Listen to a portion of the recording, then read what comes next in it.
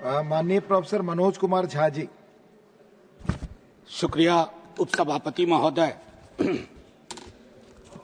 इस चर्चा में मैं अपनी कुछ आपत्तियां अपने दल की ओर से दर्ज कराना चाहता हूं। आपत्तियां हैं, आलोचना है और उसके पीछे मकसद है कि संसद की इमारत इसीलिए बनी है। महोदय, हाल में मैंने एक किताब पढ़ी गोपाल कृष्ण गांधी जी की, द अनडाइंग लाइट। पता नहीं मंत्री जी ने वो किताब पढ़ी या नहीं, मैं आग्रह करूंगा, क्योंकि न्यूक्लियर पावर और न्यूक्लियर एनर्जी को लेकर के बड़ा लंबा हमारा एक इतिहास रहा है। राजगोपालाचारी जी और जवाहरलाल नेहरू और बाकी अन्य के बीच में कई खत, कई तरह के पोजीशंस शेयर किए गए। तो मैं माननीय मंत्री जी से आग्रह करूंगा कि इतिहास में आजकल वैसे भी दौर चला हुआ है काउंटर फैक्चुअल इमेजिनेशन का, तो एक सही के इतिहास से कुछ सबक ले। सर, माननीय सभापति महोदय, न जाने क्यों इस बिल को देख करके मुझको लगता है कोई अदृश्य शक्ति है जो शांति, ओम शांति करवा रही है। कोई अदृश्य शक्ति है।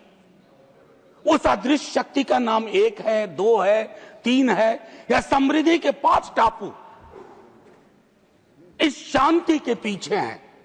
यह मैं इतिहास के आकलन के लिए, सदन के आकलन के लिए, आने वाली पीढ़ियों के आकलन के लिए छोड़ता हूं। लेकिन इतना जरूर कहूंगा माननीय उपसभापति महोदय आपके समक्ष कि हमारा पूरा न्यूक्लियर प्रोग्राम ऐतिहासिक रूप से कुछ सिद्धांतों पर आधारित था। उसमें एक महत्वपूर्ण सिद्धांत था कि जहां रिस्क कैटास्ट्रोफिक होने की संभावना है वहां राज्य अनुपस्थित ना हो। मैं राज्य की अनुपस्थिति का दस्तावेज देख रहा हूं एक अदृश्य शक्तियों के प्रभाव में। मैं माननीय उपसभापति महोदय, दुनिया में बेस्ट प्रैक्टिसेस हैं। मैं छोटा उदाहरण दूं, चाइना का कंट्रीब्यूशन ग्लोबल न्यूक्लियर आउटपुट में 16% है, फ्रांस का 14% है, रसिया का 8% है। मैं 3 ले रहा हूं और इन तीनों में स्टेट ओनरशिप की प्रबलता, प्रमुखता है। उसी के इर्द गिर्द ये पूरा प्रोग्राम है। हां, इसमें एकमात्र अपवाद है यूनाइटेड स्टेट्स ऑफ अमेरिका, जहां 80% निजी हाथों में है। American model can not be considered as the best practice model for my country, keeping in view the inconsistent position of a country called United States of America. अगर कोई अपमान होता है तो वो पक्ष का नहीं, हमारा भी होता है, इस देश का अपमान होता है। तो हमें वो चीजें रखनी चाहिए थी। क्या हमने इसका जियोपॉलिटिकल कॉन्सिक्वेंस सोचा? जियोपॉलिटिकल कॉन्सिक्वेंस क्या है? मैं आपको एक छोटा उदाहरण देता हूं।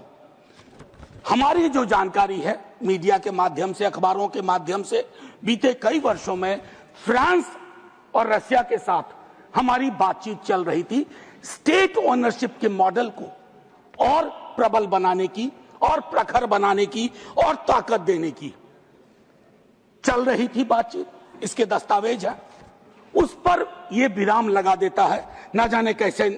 मतलब अगर सीधे शब्दों में कहूं तो मैंने ऐसे बिल देखे हैं जिनमें लाभ का तो निजीकरण कर रहे हैं, जोखिम का सार्वजनिकरण।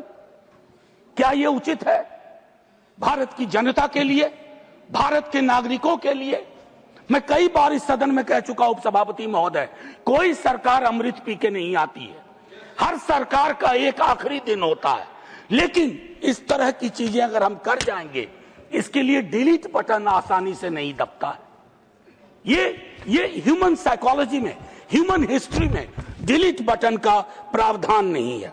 मैं एक चीज और कहूंगा माननीय उपसभापति महोदय, ट्रांसपेरेंसी के पूरे क्लॉज से पता नहीं क्या दिक्कत है। हम आरटीआई को खत्म होता देख रहे हैं, आरटीई को खत्म होता देख रहे हैं और तो और छोड़िए, राम का नाम लगा करके राइट टू वर्क आर्टिकल 41 के तहत उसको भी खत्म होता देख रहे हैं। अब इसमें कहते हैं कि रेस्ट्रिक्टेड इंफॉर्मेशन, सेफ्टी वायलेशन और रेडिएशन लीक्स को लेकर के। सर एक चीज तो मैं कंसिस्टेंटली देख रहा हूं इस सरकार के बिलों में, और कभी कभी मैं सोचूं कि इस पर अगर कोई कंटेंट एनालिसिस हो, most of the bills are attacking the architecture of federalism. Architecture of federalism, what kind of problem. देखिए सर, ये पहली बार नहीं हुआ है। जब ओवरवेलमिंग मेजॉरिटी आती है ना, तो टेम्पटेशन बहुत खतरनाक आते हैं। उन टेम्पटेशन को कंट्रोल करने की जरूरत है। जो कहते हैं ना कंट्रोल कंट्रोल, वो नहीं कर पा रहे हैं।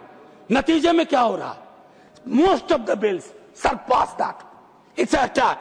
अब मैं कहूं रिस्क लोकल है, लेकिन निर्णय कहां होगा, दिल्ली दरबार में। क्या ये विसंगति नहीं है?